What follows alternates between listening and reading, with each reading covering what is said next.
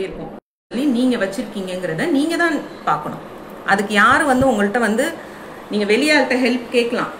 So ஒன்று டோர்க்கம், நம்ம ஏற்கனவே இதில் டோர்க்கம் சொல்லுவோம். ஒன்று உங்களுக்கு க்ளோஸ் ஃப்ரெண்ட், உங்களை பற்றி எல்லாம் தெரிஞ்சவங்க கிட்ட நீங்கள் கேட்கலாம். இல்லாட்டினா உங்கள் எனிமி கிட்ட போய் கேட்டிங்கன்னா ரொம்ப அழகாக சொல்லிடுவார், நீ இன்னும் இந்த இடத்துலலாம் மாறினா நல்லா இருக்கும்னு. ஸோ அந்த மாதிரி உங்களோட சக்ஸஸில் நீங்களே இவ்வளோதான் அவ்வளோதான் சொல்லி போட்டிருக்கீங்களாங்கிறத பாருங்கள்.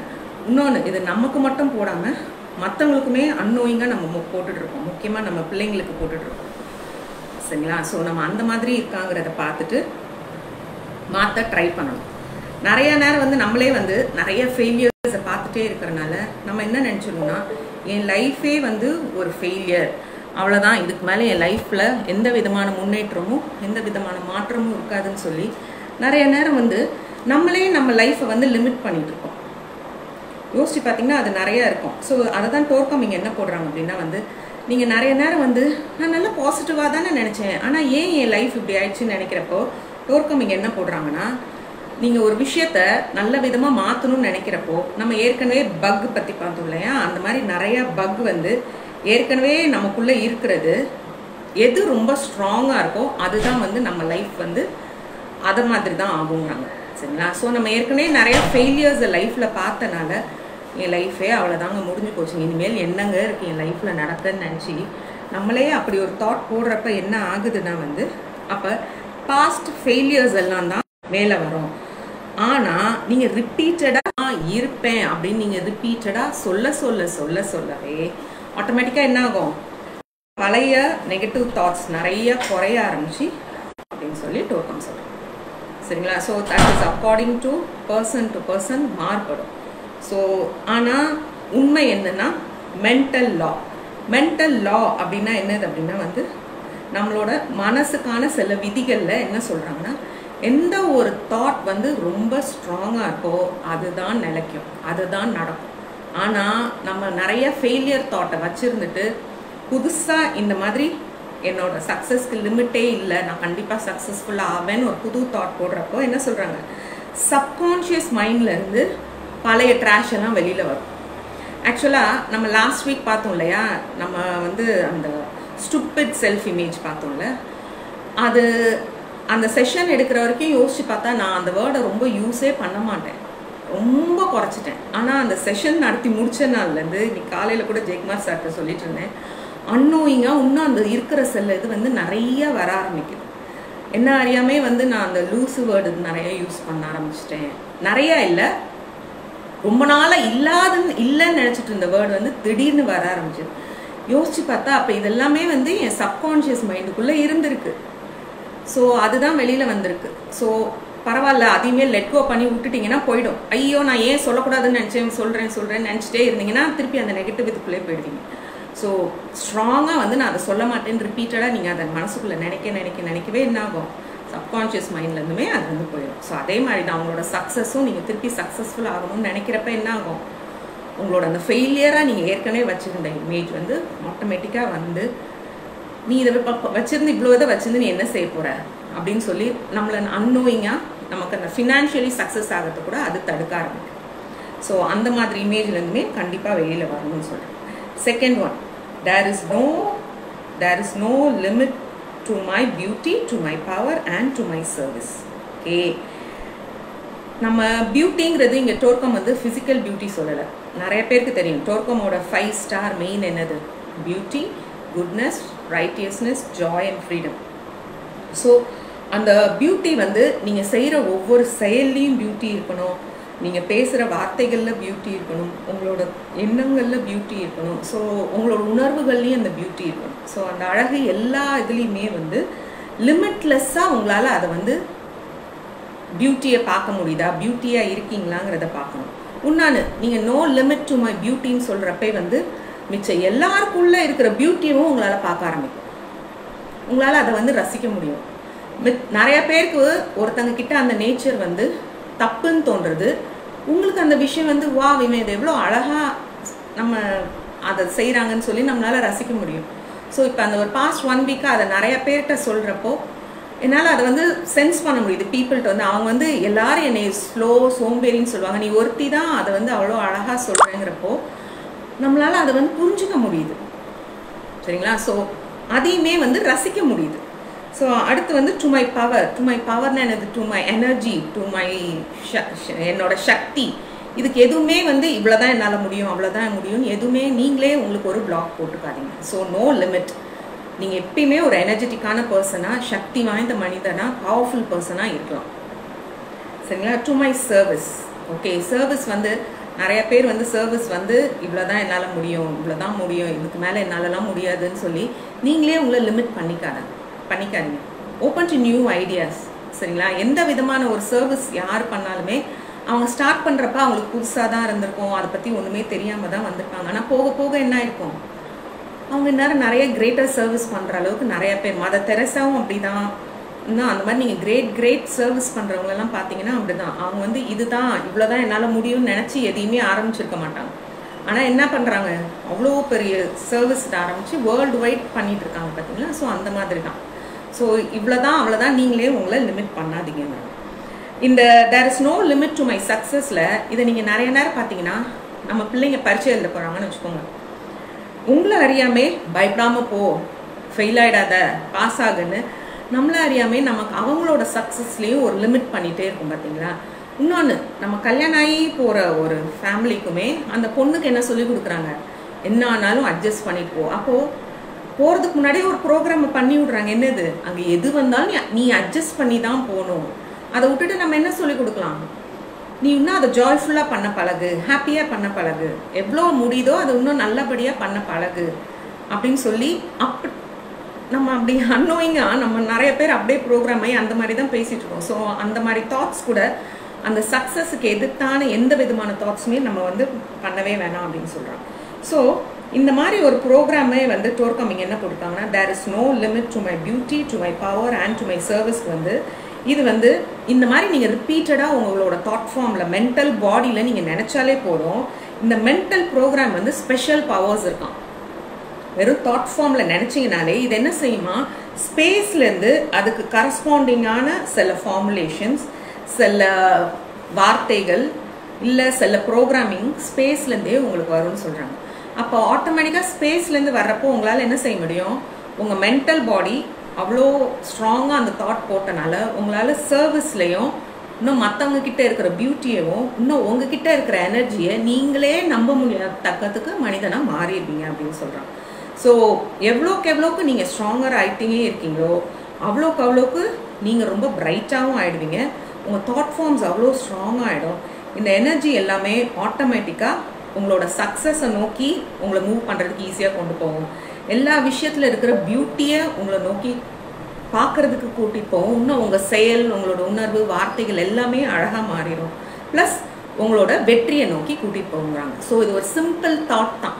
என்ன தாட் மேல் பண்ண போகிறோம், தேர் இஸ் நோ லிமிட். என்னோட அழகுக்கு எல்லையற்றது, என்னோட சக்தி எல்லையற்றது, என்னோட சேவை எல்லையற்றது. ஸோ இதை நீங்கள் இப்படி ரிப்பீட்டடாக நீங்கள் நினச்சாலே போதும், ஸ்ட்ராங்காக அவ்வளோ இடத்துல உங்களுக்கு ஒரு சேஞ்ச் தெரியும்னு சொல்கிறேன்.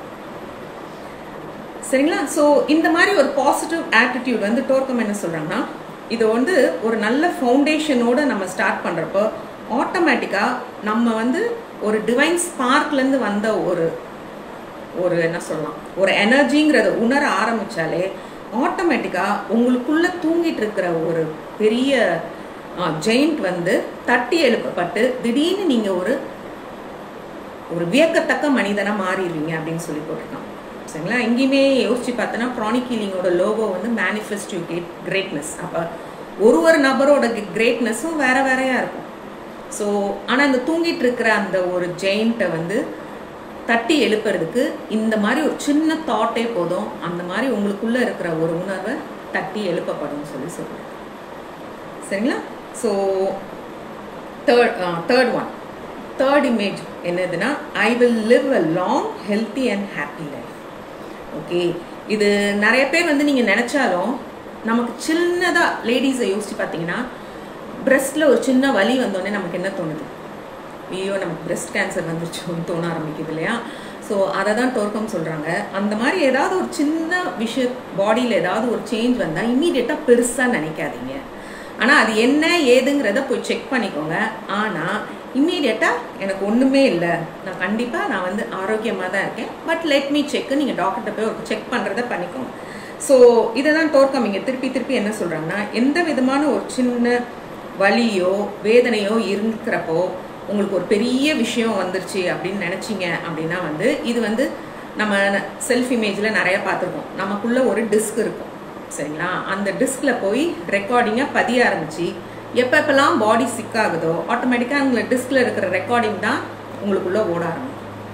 ஸோ இம்மீடியட்டாக இந்த மாதிரி ஒரு தாட்குள்ளே நெகட்டிவ் தாட்குள்ளே போகாதீங்க அப்படின்னு சொல்கிறாங்க. இதையுமே வந்து நான் நிறையா எக்ஸாம்பிள்ஸ் பார்த்துருக்கேன். ஆக்சுவலாக எனக்கு தெரிஞ்ச ஒருத்தங்களுக்கு வந்து பிரெஸ்ட் கேன்சர் இருந்துச்சு. அவங்களுக்கு கிட்டத்தட்ட லாஸ்ட் ஸ்டேஜில் தான் அதை கண்டுபிடிச்சாங்க.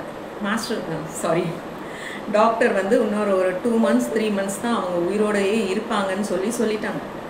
ஆனால் நீங்கள் நம்ப மாட்டீங்க, அவங்க அதுக்கப்புறம் 2 years எந்த விதமான ஒரு பெயினும் இல்லாமல் ஹாப்பியாக இருந்தாங்க. அவங்க அந்த 2 yearsமே இறக்குறதுக்கு முன்னாடி அந்த கேன்சருக்கான பெயின் எதுவுமே இல்லை. அவங்கன்னா ரொம்ப ஜாய்ஃபுல்லாக இருந்தாங்க. பட் ரெகுலர் ஹீலிங் எடுத்துக்கிட்டாங்க, ரெகுலர் மெடிடேஷன் பண்ணிட்டு இருந்தாங்க. அவங்களால வந்து அந்த பெயின் இருந்தாலுமே அவங்க அந்த பெயினை காமிச்சிட்டு அந்த மாதிரி பர்சனே கிடையாது. அவங்க வாட்டி ஜாலியாக லைஃப்பை லீட் பண்ணாங்க. 2 years ரொம்ப பீஸ்ஃபுல்லாக அவங்களோட டெத் வந்து இருந்தது, ரொம்ப பெயின்ஃபுல்லாலாம் இல்லை. ஸோ கேன்சர் வந்தவங்களாலே முடியும்னா அப்போ நம்ம இப்போ ஹெல்த்தியாக தானே இருக்கோம். நம்ம ஏன் இப்போவே வந்து நமக்கு இப்படி வந்துருமோ அப்படி வந்துருமோங்கிற ஒரு தாட்குள்ளே நம்மளே போய் மாட்டிக்காமல் நம்ம என்ன செய்யலாம், கண்டிப்பாக நான் ரொம்ப வருஷம் ஆரோக்கியமாகவும் ரொம்ப ஹாப்பியாக இருப்பேன், அதுதான் ரொம்ப முக்கியம்.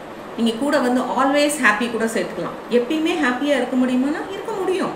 அதை யார் ஃபஸ்ட்டு நம்பணும்னா நான் நம்பினாதான் என்னால் ஃபஸ்ட்டு ஹாப்பியாக இருக்க முடியும். ஸோ ஆல்வேஸ் ஹாப்பின்ற வேர்டையுமே நான் ரெகுலராக ரொம்ப வருஷமாக மார்னிங் சொல்லிகிட்டே இருக்கேன். அதுக்குன்னு நான் எல்லா விஷயத்தையுமே ஹாப்பியாக ஃபேஸ் பண்ணுவேன்னா இன்னும் அந்தளவுக்கு நான் வளரலை. பட் நிறையா விஷயத்த மற்றவங்களுக்கு அது ரொம்ப பெயின்ஃபுல்லாக இருந்தாலும் என்னால் அதை ஹாப்பியாக கடந்து போக முடியும். ஸோ ரிப்பீட்டடாக இதெல்லாம் நீங்கள் மார்னிங் எழுந்திரிச்சோன்னா ஒரு அஃபர்மேஷன் மாதிரி கூட உங்களுக்கு ஒரு சொல்லிக்கிட்டே கூட இருக்கலாம். ஸோ இதை எதை சொல்லலாம், I will live long healthy and happy life. எதுக்காக, இன்னும் நிறைய பேருக்கு சர்வீஸ் பண்ணுறதுக்காகவே நான் இவ்வளோ நாள் வந்து இன்னும் ரொம்ப வருஷம் உயிரோடையும் ஆரோக்கியமாயும் கண்டிப்பாக இருப்பேன் அப்படின்னு சொல்லி நீங்கள் உங்களுக்குள்ளே ஒரு சங்கல்பம் அடிக்கடி சொல்லிக்கலாம். உங்கள் உடம்புக்கு ஏதாவது ஒரு சிக்னஸ் வந்த மாதிரி இருந்தாலும் இல்லை, கண்டிப்பாக நான் ஆரோக்கியமாக ரொம்ப வருஷம் வாழ்ந்து மகிழ்ச்சியாக சந்தோஷமாக தான் வாழ்வேன் ரிப்பீட்டடாக சொல்லிகிட்டே இருங்க சரிங்களா. ஸோ ஒரு கால் வலி வந்துச்சுன்னா திருப்பி அந்த கால் வலியை பற்றியே பேசிகிட்டே இருக்க வேணாம், அந்த சிக்னஸை பற்றியே பேசிகிட்டே இருக்க வேணாம். அதையும் தாண்டி நிறையா நல்ல விஷயங்கள் நடக்குது இல்லையா. ஸோ இம்மீடியட்டாக அதுக்கு மாறுறதுக்கு ட்ரை பண்ணலாம் சரிங்களா. அடுத்து 4th one, I can find the key of the treasury of wisdom.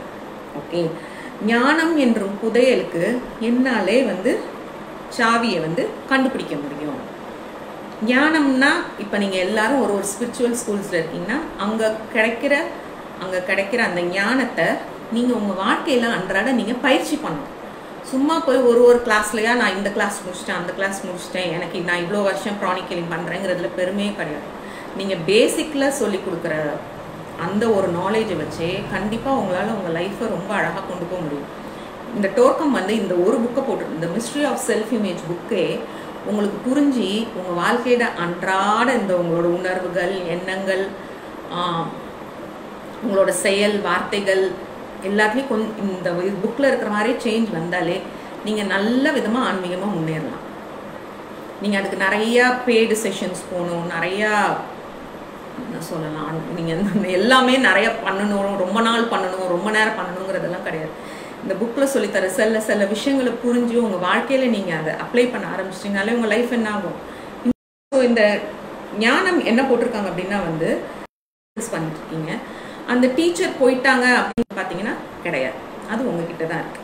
இல்லை அதே மாதிரி அவர் எழுதின புக்ஸ் எல்லாம் உங்ககிட்டேருந்து யார்கிட்ட பறிச்சிடுறாங்கன்னா உங்ககிட்ட அப்போ அந்த ஞானம் போயிடுச்சான்னு பார்த்தோன்னா கிடையாது, அது உங்ககிட்ட தான் இருக்குது. இல்லை நீங்கள் வந்து உங்களுக்கு நீங்கள் நோட்ஸ் எடுத்து வச்சு இந்த புக்ஸு இல்லை நீங்கள் அங்கேருந்து படித்த சில விஷயங்களையுமே உங்ககிட்டேருந்து யாரும் பறிச்சிட்டாங்கனாலும் ஆனாலும் பரவாயில்ல, நீங்கள் ஒரே ஒரு விஷயத்த முழுமையாக நம்பணும். அது என்னன்னா உங்களுக்குள்ள கடவுள் இருக்காரு, அவரோட ஞானத்துக்கு முன்னாடி இது எதுவுமே ஒன்றும் கிடையாது. ஸோ அவர்கிட்டேருந்து நான் ஞானத்தை பெற்று என் வாழ்க்கையை இன்னும் நல்லபடியாக சக்ஸஸ்ஃபுல்லாக ஆக்கிடுவேங்கிற ஒரு எண்ணம் இருந்தாலே போதும், உங்களால் ஈஸியாக வாழ்க்கை முன்னேற்ற பாதையை நோக்கி கொண்டு போக முடியும். சரிங்களா? ஸோ டோர்கம் நிறையா புக்ஸில் அவர் போட்டிருக்கிறது வந்து அவரோட இதில் வந்து குரு வழிபாடு கிடையாது. ஏன்னா அவரோட நம்பிக்கை அவரோடதுன்னு இல்லை, நிறைய கிரேட் டீச்சர்ஸ் இன்னும் ஜே கிருஷ்ணமூர்த்தி, அன்னி பெசன்ட் அவங்களோடதெல்லாம் வந்து அவங்கள தான் நீங்கள் வழிபடணும், எங்கள் மூலியமாக தான் கடவுளை பார்ப்பீங்கிறதுல வந்து நம்பிக்கை கிடையாது. அவங்க என்ன சொல்கிறாங்க, உங்கள் ஒரு நபரும் நினச்சிங்கனாலே நீங்களே கடவுள் கூட காண்டாக்ட் பண்ண முடியும். இப்போ இந்த மாதிரி குருமார்கள்லாம் வந்திருக்காங்கன்னா அவங்க கிட்டேருந்து சில டீச்சிங்ஸோ சில ஹெல்ப்போ எடுத்துட்டு கடவுள் கூட காண்டாக்ட் பண்ணுறதை நீங்களே ட்ரை பண்ணிகிட்டே இருங்க. இங்கே திருப்பி என்ன சொல்கிறாங்க, இப்போ அதனால் உங்களோட டீச்சர் இல்லை, அவர் எழுதின புக்கு உங்கள்கிட்ட இல்லை அப்படின்னாலும் உங்களால் கடவுள் கூட காண்டாக்ட் பண்ணுறது வந்து ஈஸி. ஏன்னா கடவுள் எங்கே இருக்காரு, நமக்குள்ளே தான் இருக்கார். ஸோ நிறைய பேர் மூக்குத்தி அம்மன் படம் பார்த்துருப்பீங்க, அதில் கடைசியாக அதை தான் சொல்லுவாங்க, உங்களுக்கும் கடவுளுக்கும் நடுவில் யாருமே தேவையில்லை, நீங்கள் தான் கடவுள், உங்களுக்குள்ளே தான் கடவுள் இருக்காரு, நீங்களே கடவுள்கிட்ட அப்ரோச் பண்ணி கடவுளை நோக்கி தியானம் பண்ண ஆரம்பிங்கிறது தான் அவர் வந்து சொல்கிறார். டோர்கமும் அதை தான் சொல்கிறாங்க.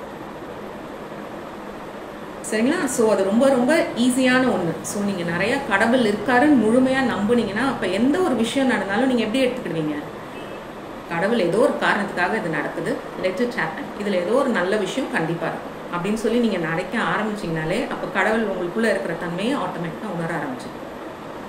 உங்கள் செல்ஃப் இமேஜ்மே என்ன ஆகும், ஆட்டோமேட்டிக்காக இன்னும் குட் செல்ஃப் இமேஜாக மாற ஆரம்பிக்கும். 5th one, all nature loves me, respects me and needs me. Okay, சில நேரம் உங்கள் லைஃப்பில் ஏதோ ஒரு சின்ன பிரச்சனை தான் வந்திருக்கும். ஒரு சாதாரண ஒன்று, உங்கள் பையன் உங்கள்கிட்ட ஒரு கொஸ்டின் கேட்டிருப்பான், ஐயோ இவன் இவ்வளோ நாளாக என்கிட்ட கேள்வியே கேட்டதில்லை, இன்றைக்கி கேள்வி கேட்டானே எனக்கு வந்து ஒவ்வொன்று சில நேரம் ஆளுவோம்.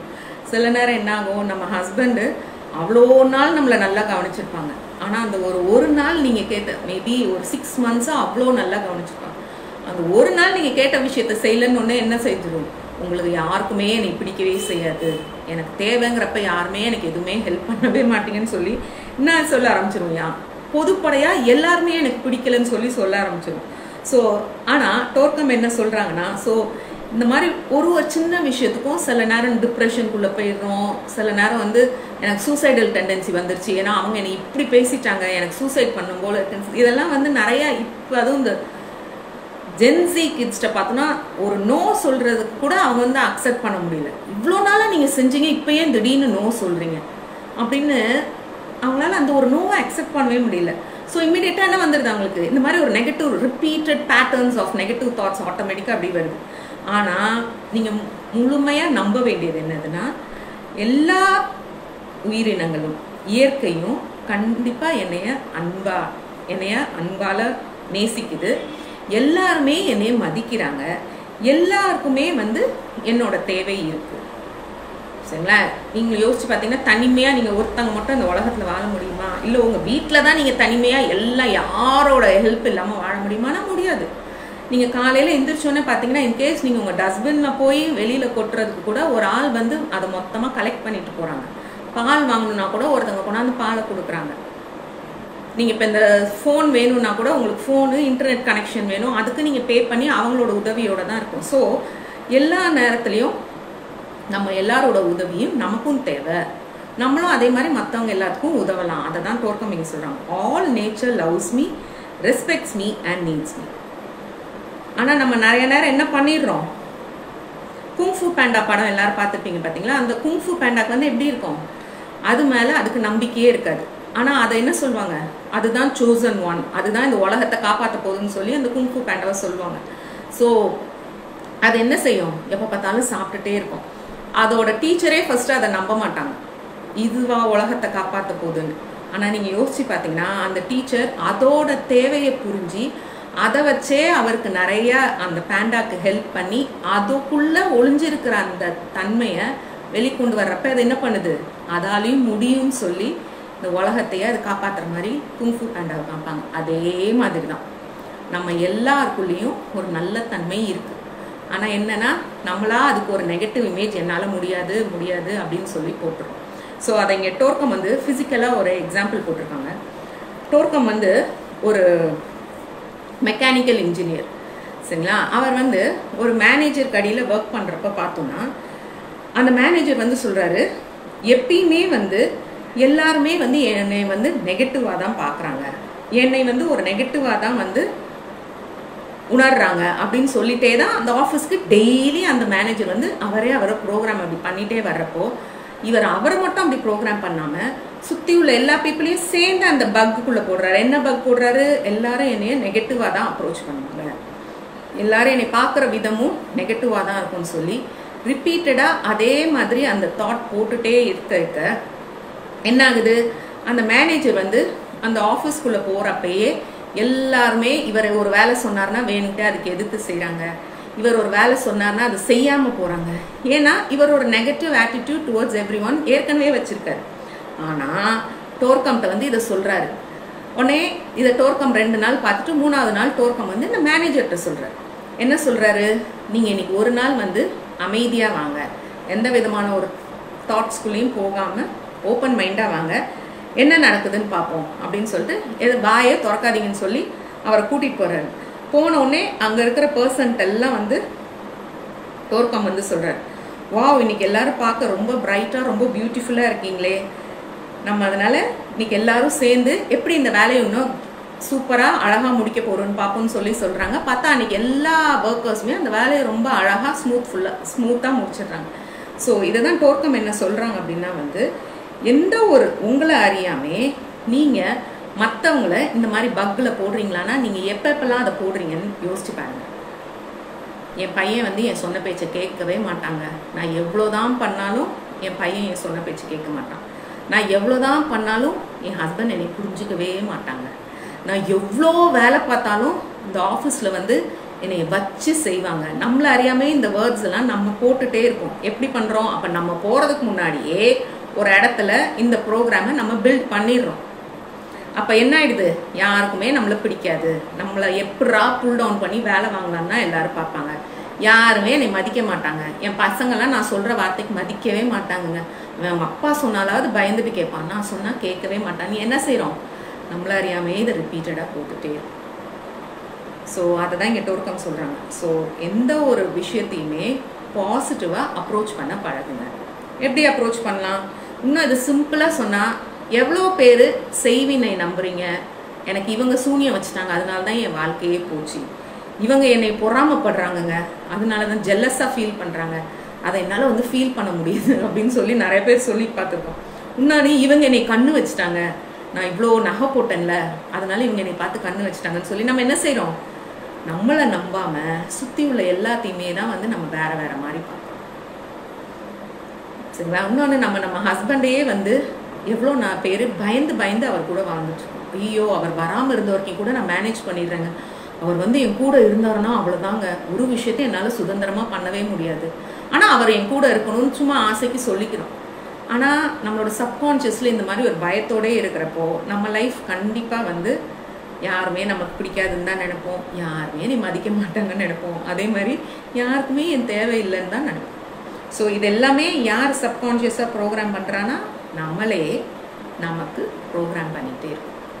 ஸோ இதை ஆப்போசிட்டாக நம்ம இனிமேல் என்ன செய்ய போகிறோம்? ஆல் நேச்சர் லவ்ஸ் மீ, இந்த இயற்கை எல்லாத்துக்குமே என்னை பிடிக்கும், ரெஸ்பெக்ட்ஸ் மீ, என்னை மதிக்கத்தக்க ஒரு மனிதனாக பார்க்குது, நீட்ஸ் மீ, என்னோட தேவை எல்லாருக்கும் இருக்குது.